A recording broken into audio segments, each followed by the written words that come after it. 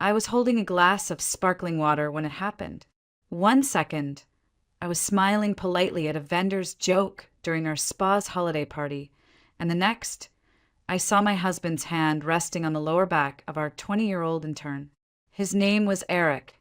Her name was Kelsey, and his hand was definitely not where it should have been. I stood frozen near the bar, surrounded by colleagues and clients, all dressed in cocktail attire and twinkling holiday lights. No one said a word. Maybe they thought I already knew. Maybe they thought it was harmless. But I saw the way he leaned in. I saw her giggle. And then I saw him kiss her. Not on the cheek. Not a friendly peck. A full, slow kiss. Right there in the middle of the room. Like I didn't exist. I didn't grab my coat. I didn't say goodbye. I just turned, heels clicking across the marble floor of the Nicolette Hotel, and walked straight out into the Minnesota snow. My arms wrapped around myself as the cold hit me like a slap. The air stung, but I needed it. I needed to feel something other than the scream building inside me. That's when I saw him. A man, probably in his 30s, slumped near the side entrance of the hotel. His coat was half off, his lip was bleeding, and he was clearly drunk. 2 hotel security guards stood nearby, arguing about what to do with him. ID says his name's Daniel Kim, one said. He's breathing, let him sleep it off, the other shrugged. But something about the scene. I don't know. Maybe it was the blood on his lip. Or maybe it was the fact that he looked just as shattered as I felt. I know him, I heard myself say. My voice surprised even me. He's a friend. I'll get him home. The guards looked skeptical, but stepped back. I bent down, and for a moment his eyes flickered open. They were dark and clear, despite everything. Thank you, he murmured. Don't talk, I whispered. Just come with me. We took a cab. He gave an address near Nicolette Island, a quiet street lined with old brick buildings and dim streetlights. He didn't speak again, just leaned against the window, breathing quietly. I sat beside him, arms wrapped tight, wondering what the hell I was doing. His apartment was small but spotless. Bookshelves lined the walls. A stethoscope hung by the door. The kitchen smelled like tea and disinfectant. I helped him inside. He apologized in a low voice and disappeared into the bathroom. I stood alone in the living room, surrounded by someone else's life, and wondered if I'd lost my mind. When he came out, hair damp, skin scrubbed clean, wearing a soft gray t-shirt and sweatpants, I finally saw him. Not the bleeding stranger on the curb, but a man, quiet, tired, beautiful, in the way that grief makes someone honest. I'm Daniel, he said. I don't understand why you helped me. I didn't answer. I stepped toward him, and before I could change my mind, I kissed him. He didn't push me away. He didn't pull me closer, either. He just stood there, letting it happen. We didn't rush. We weren't desperate. It was careful, almost reverent.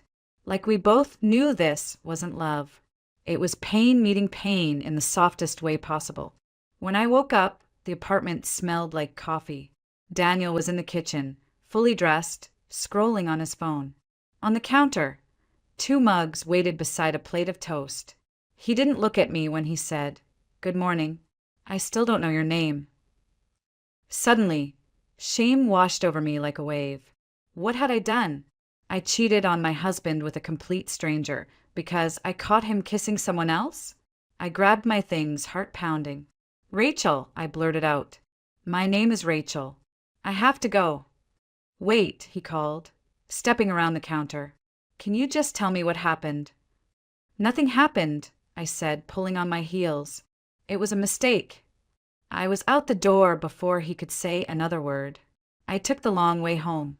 Snow clung to my hair, my coat, the tips of my lashes. I didn't even notice the cold. My mind kept circling the same thought, over and over. What have I done? I told myself I was no better than Eric, that I had crossed a line. But there was a part of me, small, quiet, buried deep under the noise, that didn't regret it. Not really. When I opened the door to our condo, Eric was sitting at the kitchen counter with a mug of tea like nothing had happened. There she is, he said like I'd just gone out for a walk. You okay? I couldn't find you after the party. He smiled, calm and casual, as if he hadn't kissed someone else just hours earlier. I stood in the doorway, soaked with melted snow, mascara smudged under my eyes, and stared at him. 8 years. That's how long we'd been married. We built the spa together, shared a bed, dreamed of children we hadn't been able to have. I gave everything to this man. You disappeared, he said. I figured you were overwhelmed. I was going to come find you, but, well, you know how it gets. How it gets. I wanted to scream, but I didn't. I just walked past him, straight into the bedroom, and shut the door. Over the next few days, I convinced myself that night didn't count. I told myself it had been meaningless, a one-time lapse. I had no intention of seeing Daniel again. I even deleted the rideshare receipt from my email, erased every breadcrumb. Eric acted like nothing had happened. In fact, he seemed better. He bought flowers, made dinner, talked about expanding the spa. Then, one night over takeout, he said, maybe it's time we think seriously about starting a family. I froze mid-bite. Things are stable now. We've both grown. You always wanted kids, right? It was so normal, so tender. I almost believed it. Almost. But when he leaned in to kiss my cheek, I smelled perfume. Sweet. Too floral. Definitely not mine. Where were you last night? I asked. He blinked, unbothered. Out with suppliers. You knew that. He lied easily, smoothly, as if he'd done it 1,000 times. The next few weeks blurred together. We played house. I went to work. I smiled. I laughed. I made love to a man I didn't trust. I tried to forget that night with Daniel. I tried to forget what I had seen at the party. But then the nausea started. At first, I thought it was the flu. Then I counted the days. 10 days late. I took a pregnancy test in the restroom of a pharmacy 20 blocks from home, just to avoid being recognized. 2 pink lines appeared immediately. I stared at them, sitting on a closed toilet seat with my coat still buttoned. My heart thudded in my throat. Pregnant. And the worst part, I didn't know whose it was. Eric and I had been together that week. But so had Daniel.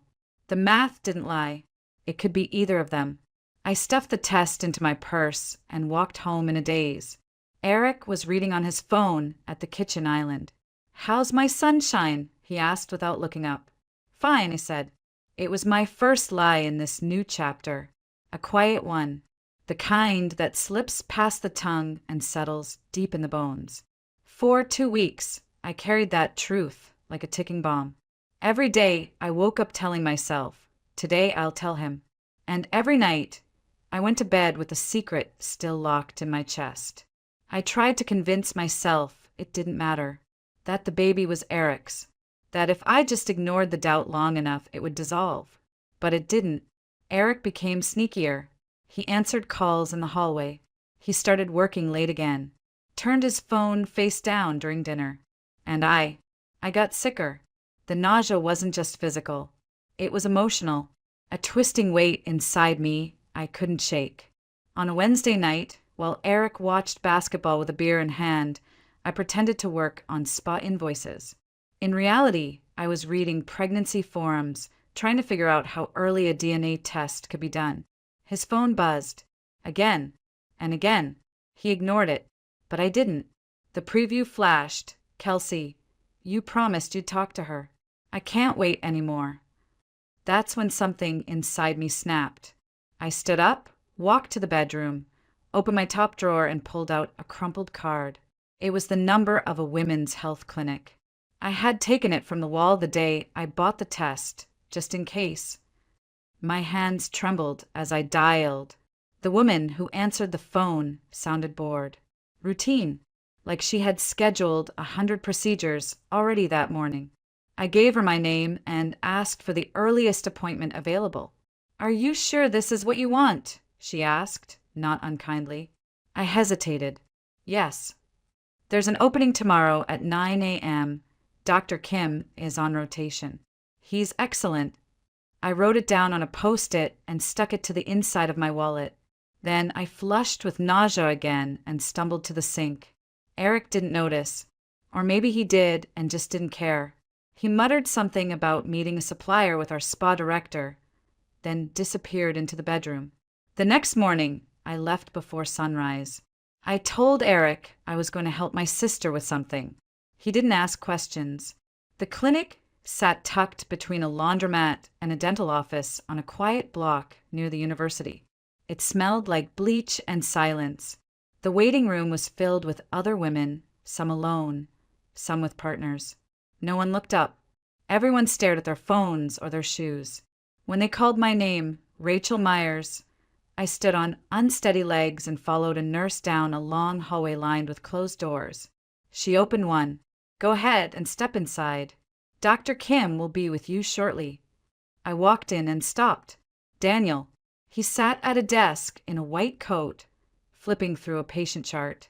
His hair was neater than I remembered, his face calmer, but it was him. His eyes lifted. For a second, he didn't move. Then he blinked and said quietly, "Rachel." I wanted the ground to swallow me whole.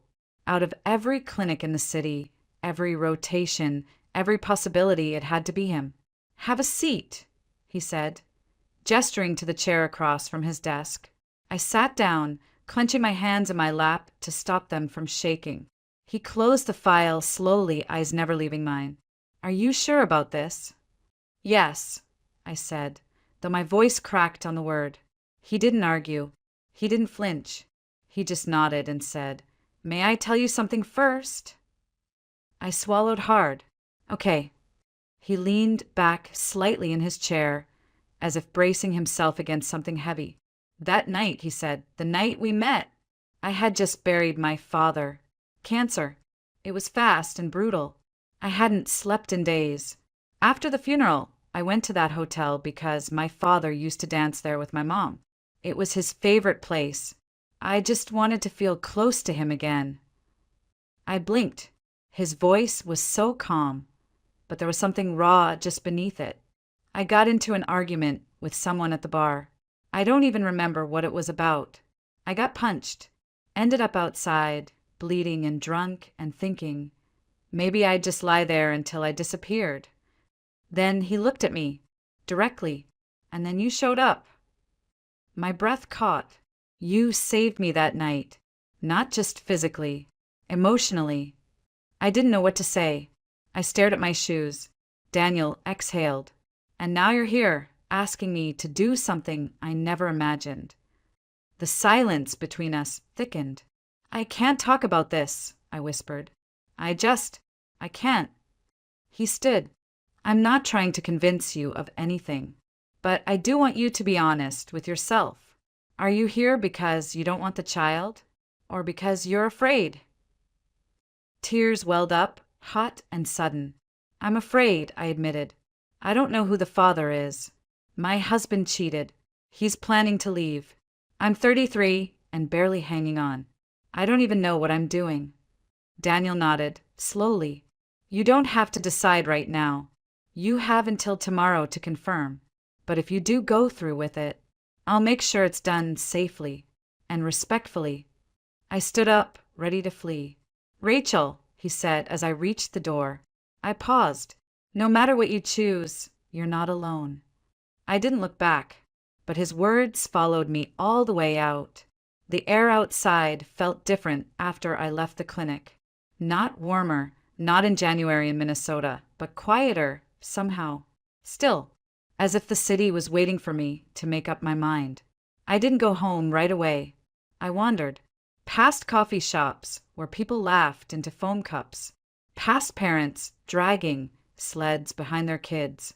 Past windows filled with light, and the kind of life I used to pretend I had. At some point, I ended up outside my building. Eric wasn't home. His car wasn't in the lot. Inside, the condo was dark and cold. I dropped my bag by the door and collapsed onto the couch, completely drained. That's when I remembered the ultrasound referral. I had left it on Daniel's desk. I should have just called the clinic and asked for a new copy, but something made me go back that evening. Not to see Daniel, just to pick up the damn paper. I didn't make it inside, because there, crumpled in the trash can beside our building, was the referral. My name still on it, the faint outline of something bean-sized in a smudge of gray ink. I pulled it out slowly, unfolded it, and stared. I'd never seen anything like it. It wasn't just a shape.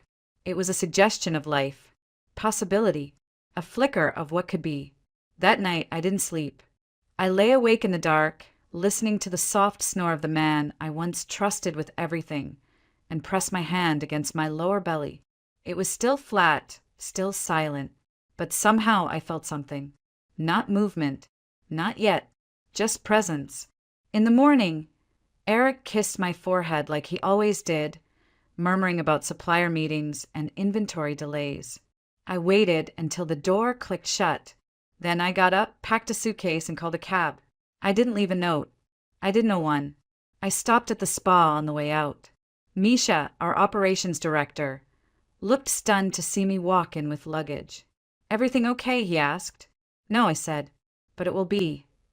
I handed him an envelope. Inside were documents, my share transfer, resignation, passwords, everything. "Misha, I'm out.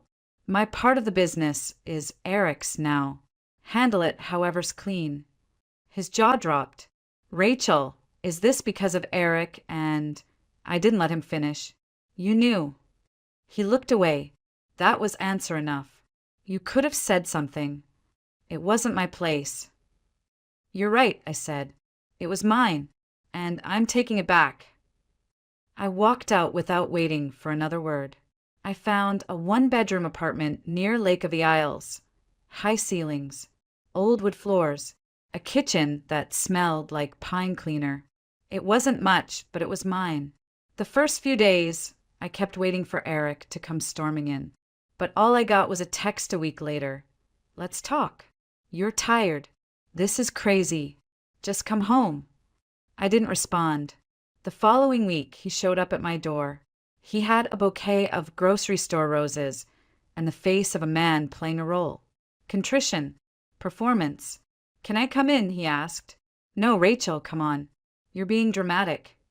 "No, I'm being done." His voice turned sharp. "Is this about that intern?" "Fine. It was nothing. You're blowing it out of proportion." "Kelsey," I said. "You called her Kelsey in your sleep 2 nights ago." He flinched, and then I said it. "I'm pregnant." Everything stopped. He stared at me, as if his ears couldn't believe what they'd just heard. "How far along?" 8 weeks. He did the math. I could see it in his eyes. The party, the timing, the night I left. "Is it mine?" he asked. I paused, not to be cruel, but because I owed the truth more than I owed his comfort. "I don't know." His face changed, hardened. "You don't know? Who the hell were you with?" "You. And someone I met after I caught you with someone else." His jaw clenched. "So this is revenge?" "No," I said. "This is consequence." He dropped the roses. The cellophane cracked like glass. "You're going to raise some stranger's kid and expect me to be okay with that?" "I'm going to raise this child with someone who actually wants to be here, whether he's the father or not." He didn't say another word, just turned and left, slamming the stairwell door so hard it echoed. I slid down the back of my door and cried for a long, long time. Not from heartbreak, not from shame, but from the strange, foreign relief of finally saying everything out loud. Finally choosing myself. Daniel showed up 3 weeks later. No warning, no message. Just a knock on my apartment door one Saturday evening as I was curled up on the couch with a bowl of reheated soup and a pregnancy book I hadn't touched in days. I opened the door halfway and blinked at him, surprised. He was holding a brown paper bag and a thermos. "Hey," he said. "I brought lentil soup, the kind that doesn't taste like regret." I almost laughed. Almost.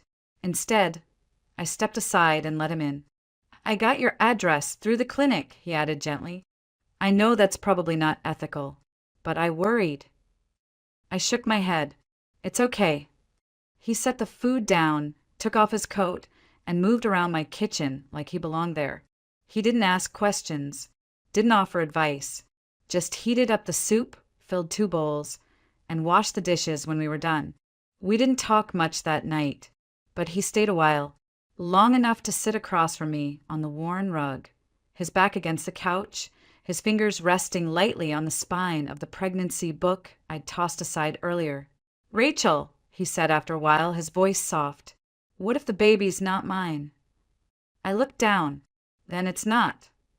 "And if she is?" I hesitated. "Then everything's more complicated." He nodded, "but not impossible." And somehow that was enough. After that night, he started showing up more often. Not every day, not in a way that overwhelmed, but consistently. He'd drop off groceries, take out my trash, walk with me around the frozen lake, and bring me ginger tea when the nausea returned. He didn't try to take over. He didn't try to claim space. He simply showed up. Eric stayed away. I heard from his lawyer once. An aggressive email about future paternity testing and financial responsibility, but I forwarded it to mine and didn't reply. I started building a new life. Quietly, Daniel rented an apartment a few blocks away. Nothing fancy, just a space to call his own. But most evenings he was at mine. We never labeled anything. Never tried to pretend we were a couple in the traditional sense. But there was comfort in the way he made tea without asking or folded my laundry while I napped. One afternoon we were walking back from the co-op, my belly just beginning to show, when he said, "Have you thought of any names?" I laughed. "Hundreds. None of them feel right." He smiled. "How about something simple?" "Like what?" "I don't know. Sophie." I stopped walking. Let the name hang in the air. Sophie. It felt soft, whole, like someone I hadn't met yet, but already loved. "Yes," I whispered. "Sophie." That night I wrote it down in a notebook. Sophie, chosen on a cold evening between groceries and ginger tea. Months passed. My belly grew. So did my fear and my hope, and this strange sense of stability I hadn't expected. Daniel never brought up the baby's paternity again. Neither did I. We both knew there was a chance he wasn't the biological father, but we also knew it didn't matter, not in the ways that counted. We were raising her together, even before she was born. Sophie was due in early May, right as the snow gave up and the city began to thaw. I'd never made it that far in a pregnancy before, never decorated in nursery, never felt the weight and wonder of tiny kicks beneath my ribs. But Daniel had. Not as a father, but as a doctor, and he treated every milestone with a kind of reverence I wasn't used to. He read the baby books I couldn't finish. He learned how to fold newborn swaddles tighter than I ever could. He bought a rocking chair that squeaked a little but felt like home. Then, just as we were entering the final stretch, Eric returned. He didn't text this time, didn't send flowers or empty apologies. He showed up in person, and he didn't come alone. When I opened the door, he was standing there with a lawyer and a folder. His face was tight, angry, controlled. "We want a DNA test," the lawyer said, "and full clarity on any claims to shared financial responsibility or custody." Eric said nothing at first, just stared at my stomach. Then finally, his voice low and cold. "You don't get to raise my child without me knowing if she's mine." I stepped into the doorway, blocking their view. My hand instinctively covered my belly. "Your child," I said quietly. "You mean the one you didn't want when I was still in your house? The one you thought was a weapon instead of a life?" He flinched. "I'm not asking you for a dime, Eric. I'm not asking for your name on a certificate or your face in her memories. I just want to know the truth," he said. "And then what?" I asked. "You swoop in and fix everything with your lawyer? Rewrite the last 6 months? Buy your way back into this picture you chose to walk out of?" The lawyer cleared his throat. "Ms. Myers, if you refuse a paternity test—" "I'm not refusing," I said. "But I'm not doing this now." Not when I'm 35 weeks pregnant and trying to sleep through hip pain and Braxton Hicks contractions. Eric's jaw clenched. You're ruining everything. I took a deep breath. No, I'm rebuilding what you destroyed. Then I closed the door, slowly, deliberately. Daniel was already on the stairwell when I turned around. He'd heard everything, long enough to step in if needed. I asked. He nodded. But you didn't need me. We stood there for a moment in silence, the kind that's heavier than any words. Then he pulled me into his arms, gently like I might break. I didn't. I just rested there for a while, letting myself believe it was okay to lean on someone. Sophie arrived 2 weeks early. It was a rainy Tuesday morning, and the contractions started before sunrise. Daniel drove me to the hospital, held my hand through the spinal, stayed beside me during every push, and cut the cord with shaking fingers. When the nurse laid her on my chest, tiny, squalling, red-faced, I cried harder than I ever had in my life. Daniel kissed the top of her head and whispered, "She's perfect." We named her Sophie Grace. Grace, because nothing about the last year made sense, but somehow we made it here anyway. Eric came to the hospital 2 days later. I let him in. He stood at the foot of the bed with a box of baby clothes and that same polished gilt he always wore when trying to be the man he thought I still wanted. He asked to see her. I nodded. He walked over, pulled back the corner of the blanket, and looked at her tiny face. "She looks like no one," he said finally. "She looks like herself." "That's exactly who she is," I replied. He asked if I'd do the test. I said no. "Why not?" "Because I'm not raising Sophie with a man who needs a lab result to decide whether or not he wants to be a father." He didn't argue, just stood there for a while quiet. Then he leaned forward, kissed my forehead like he had 100 times before, and walked out for the very last time. And just like that, the chapter closed. Daniel brought us home from the hospital in his old Toyota, careful and quiet, as if every pothole might shatter the moment. Sophie was swaddled tight in her car seat, a tiny pink hat slipping over one eye, her lips pursed in a sleepy protest. When we got to the apartment, I stepped inside first and stopped. There's a crib set up beside my bed, a changing table in the corner, diapers stacked neatly in woven baskets, wipes, tiny socks, bottles, everything I hadn't dared to prepare for. Because some part of me had never truly believed we'd make it this far was already here. I turned to him. "When did you do all this?" He smiled. "While you were still in the hospital. I figured if I waited for permission, you'd say it wasn't necessary. I didn't give you a key." "No," he said softly, "but you gave me a reason." I didn't know what to say to that, so I didn't say anything. I just watched him lift Sophie into his arms like he'd been doing it all his life, like she'd always been his to hold. That first month was a blur of diapers and feedings and tears, hers and mine. I was exhausted, sore, terrified half the time, but never alone. Daniel stayed every night, slept on the couch or in the glider, waking before I did to make tea or sterilize bottles. He never asked for anything in return. One night, when Sophie was about 6 weeks old and finally asleep, we sat on the floor together with takeout cartons and matching dark circles under our eyes. I looked at him for a long time before speaking. "Do you ever wonder?" I asked. "If she's yours?" He didn't answer right away, just kept poking at his noodles with a plastic fork. "No," he said eventually. "Not really." "Why not?" "Because she's here. And I'm here, and that feels like enough." I nodded, tears stinging my eyes. "It is."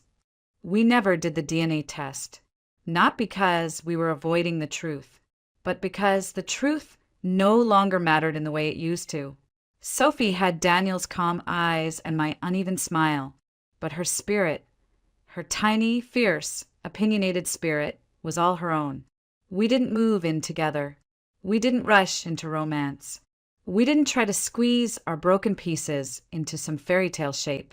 We just showed up, every day, for her, for each other, for the quiet, hard, extraordinary work of choosing one another without conditions. By summer, Sophie was rolling over, babbling nonsense and grabbing fistfuls of my hair. Daniel was still living a few blocks away, but at this point, half his stuff had migrated into my apartment anyway. He still worked long hours. He opened a small private clinic on the edge of the neighborhood, modern, minimal, his name printed modestly on the door. Patients loved him. Nurses called him the quiet one. He came home smelling like soap and caffeine and paper charts. I launched an online skincare shop during maternity leave. Nothing fancy, just a few curated products, handmade masks, oils, serums I used to mix back in the spa days. I packed orders while Sophie napped, responded to customer emails during late-night feedings. It wasn't glamorous, but it was mine. We weren't trying to be perfect. We were trying to be present. One evening, we were sitting on a park bench while Sophie gnawed on a teething ring, the lake shimmering behind us, the air warm with the first real hint of summer. I turned to Daniel. "Isn't it strange?" I said, "We don't even know for sure who she belongs to, and yet we're raising her together." He glanced at Sophie, then back at me. "She belongs to herself. We just get to love her." Then he smiled, the kind that starts slow and ends in your bones. "That's the thing, Rachel. Family's not about blood. It's about showing up. It's about choosing someone. Every single day." And that we did. Sophie turned 1 in May. We held a tiny party in the backyard of Daniel's clinic. Just a handful of friends, some cupcakes, and a balloon that terrified her more than it delighted her. She wore a dress with sunflowers on it and dug both hands into the cake like she was born to defy etiquette. Daniel held her steady on his hip while I took pictures, trying to memorize every inch of the moment. The curve of her cheek, the frosting in her hair, the way she looked at him like he was the center of her world. We never used labels. Not for us. Not for what we had. But one night, while I was rinsing bottles and he was folding laundry on the couch, Sophie crawled over to him, pressed her face against his chest, and said her very first word. "Papa." Daniel froze, looked at me. I smiled. "You better answer her." From that day on, it stuck. She called him Papa before she called me Mama, and the way his face lit up every time she said it. I didn't care who shared her DNA. That man was her father. Sometimes, when she's asleep in her crib and the apartment is finally quiet, I sit beside the window and look out at the streetlights blinking below. And I think about all the ways this story could have ended differently. If I hadn't walked out that night, if I hadn't stopped for a stranger, if I'd listened to the voice in my head telling me I couldn't do this alone. But I wasn't alone. Not really. Love didn't come wrapped in certainty. It didn't show up in vows or contracts or bloodlines. It came in the way Daniel held Sophie during her midnight fevers, in the way he stood behind me without needing credit, in the way he looked at us like we were something worth building a life around. It came in the form of consistency, of quiet, of choice. Eric never reached out again. He signed the paperwork, ceded his share of the business, and moved on with his life. I heard through a mutual friend that he married Kelsey 6 months later. They moved to Arizona. I don't miss him. I don't wish him harm. But I no longer carry the version of me who needed his approval to feel complete. Sophie is one now. She's walking, wobbling like a tiny drunk explorer. She says up and no and oh with equal enthusiasm. She has Daniel's calm gaze and my stubborn chin, and a personality entirely her own, fierce, joyful, wild. The other day, we sat together at the park, the 3 of us on a blanket in the grass. Daniel was reading a medical journal. I was answering customer emails. Sophie was throwing goldfish crackers at a squirrel who was far too bold for his own good. And I thought, this is it. Not the life I imagined, not the one I planned, but the one I chose. And I'd choose it again, every single time.